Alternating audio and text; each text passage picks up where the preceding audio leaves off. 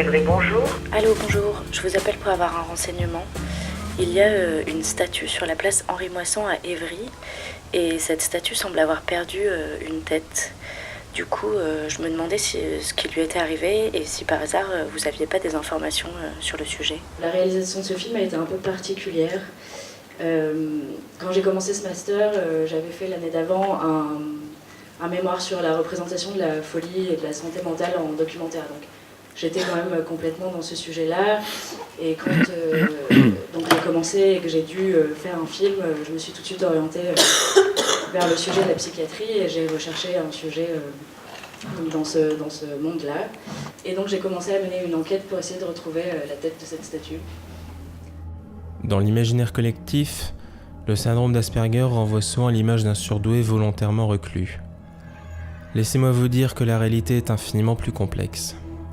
À titre d'exemple, j'ai arrêté mes études en 3e professionnelle à l'âge de 17 ans, et ce malgré le soutien inconditionnel de ma famille et de nombreux centres de soutien scolaire.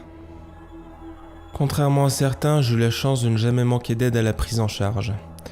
Je dirais que c'est quelque chose d'assez personnel parce que, comme je l'ai dit tout à l'heure, je me disais au début, voilà, je fais un film sur moi-même, mais après tout, ça restera sur un disque dur et c'est tout.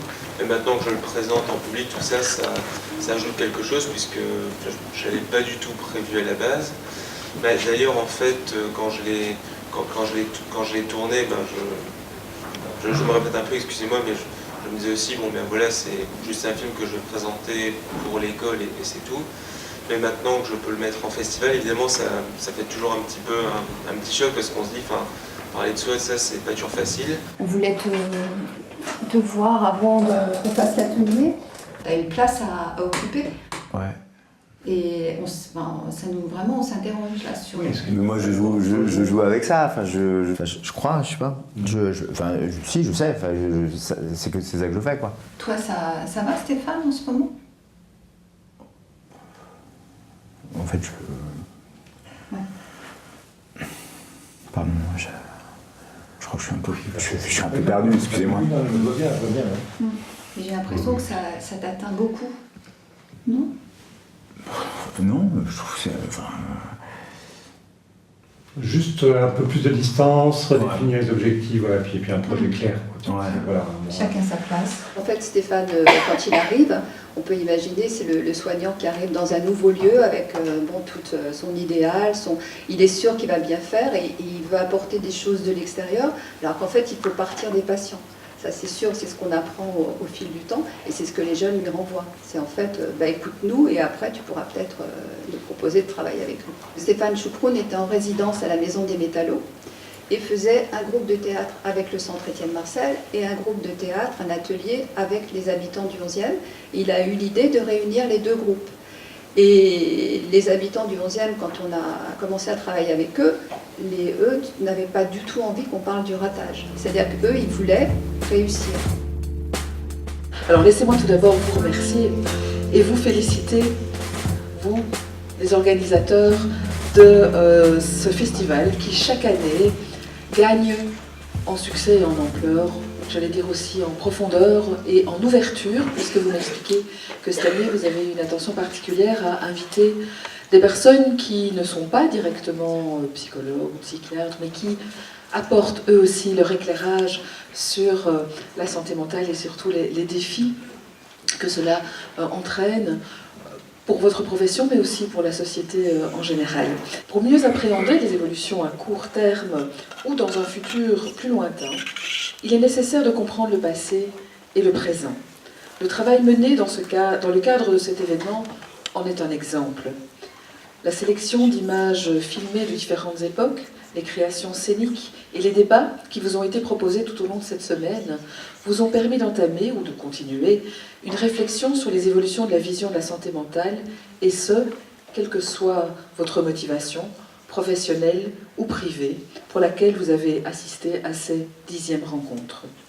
Je suis certaine que vous poursuivrez cette réflexion, qu'elle vous sera bénéfique à toutes et à tous.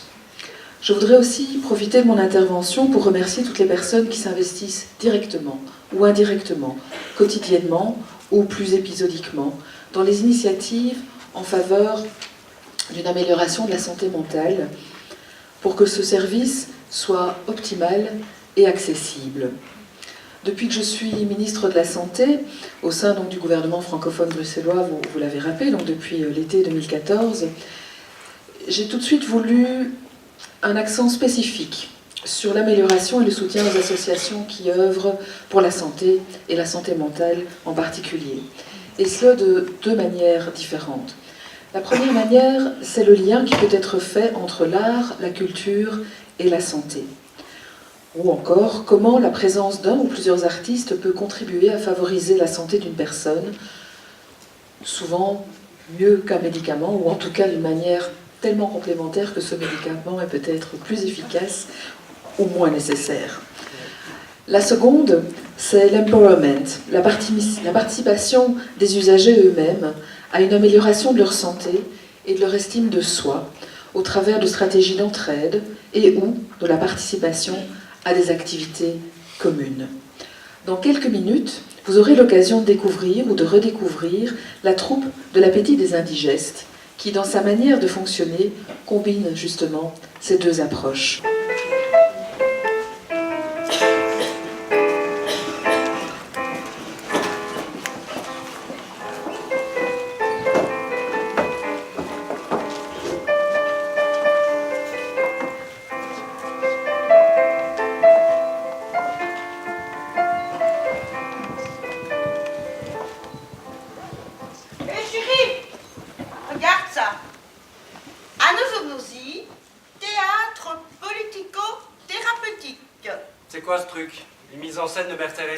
Ça doit être divertissant, c'est pas tous les jours qu'on a l'occasion de voir des vrais schizos. On les connaît. C'est comme les SDF, les fous ça se camoufle mal. C'est l'occasion de participer à une bonne œuvre. Ça doit être bon pour eux. Ça change pas grand chose à leurs problèmes, mais au moins, ça les occupe. Je sais pas, ça va me déprimer. Encore un truc misérabiliste pour nous culpabiliser d'être normaux. Et puis franchement, qui va voir ça? J'imagine déjà le public. Quelques perdus, des psys, des artistes au chômage. Tous les grands artistes étaient fous. Ils ont accès à une autre réalité. L'esthétisme de la folie, c'est pas donné à tout le monde. Je me sens tellement enfermé dans la raison cartésienne. Ça me fait peur. Tu crois qu'ils sont violents? Je trouve que notre société refoule la violence. C'est important de la mettre en scène pour l'exorciser. Je vais te dire, monsieur l'exorciste, le seul truc positif dans ton freak show, c'est que je préfère devoir faire du théâtre ou de la pâte à modeler plutôt que de hurler dans les rues. En plus, ils sont encadrés par des professionnels. Si ça dérape, je suppose qu'ils ont des injections en coulisses. La possibilité qu'un comédien pète un câble. Cette incertitude dans le spectacle, je trouve cela absolument fascinant. Avec un peu de chance, on va avoir une décompensation en direct. Allez, j'espère qu'on aura une bonne place avec tout le monde qu'il y a. Mais comme spectateur, c'est une très grande émotion. Parce que dans un langage extrêmement simple, vous allez très loin. Très très loin. Ça vaut tous les stages en psychiatrie, tous les manuels de psychopathologie. Je trouve qu'il y a là quelque chose qui est une école de vie.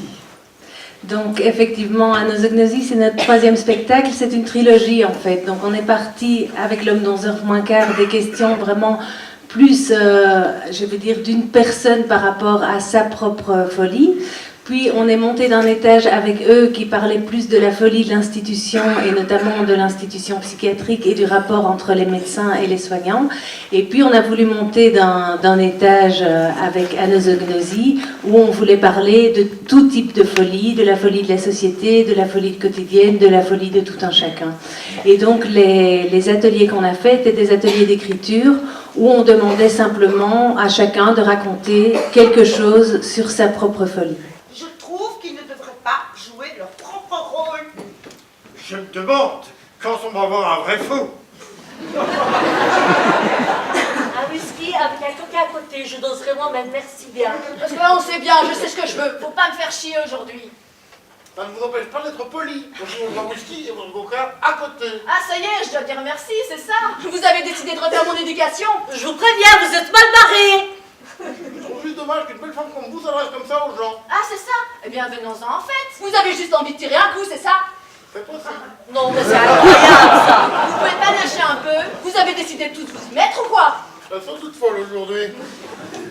C'est pas de la folie ça. Ma mère aussi quand elle s'énerve, elle devient comme ça. Il y a plusieurs spécificités à la troupe. Déjà, une des premières spécificités, c'est que c'est une troupe qui a été créée sur base d'une rencontre avec Pierre Renaud qui est là-bas dans le coin, et que Pierre Renaud avait une expérience plus interne de la psychiatrie. Moi, j'avais une expérience plus en tant que psychologue dans la psychiatrie, et qu'on a commencé à partager sur ces expériences, et à partager aussi avec une passion tous les deux pour le théâtre. Pierre est comédien, moi j'étais metteur en scène, et puis on a été soutenus dans cette initiative par Charles Burkel, qui est présent ici, et avec vraiment un dialogue à trois, des gens qui étaient vraiment dans des regards différents sur la psychiatrie. On a petit à petit construit la troupe, et on a construit cette troupe en l'ouvrant à tout le monde, c'est-à-dire justement en ne voulant pas mettre d'étiquette. Donc elle est ouverte aussi bien à des gens qui ont eu un parcours en psychiatrie, qui n'ont pas eu de parcours en psychiatrie, qui ont été en psychiatrie en tant que soignants, en tant que patients, et cette troupe est ouverte. Et la seule condition pour y rentrer, c'est d'avoir envie de jouer des spectacles qui parlent de la folie au sens large du terme.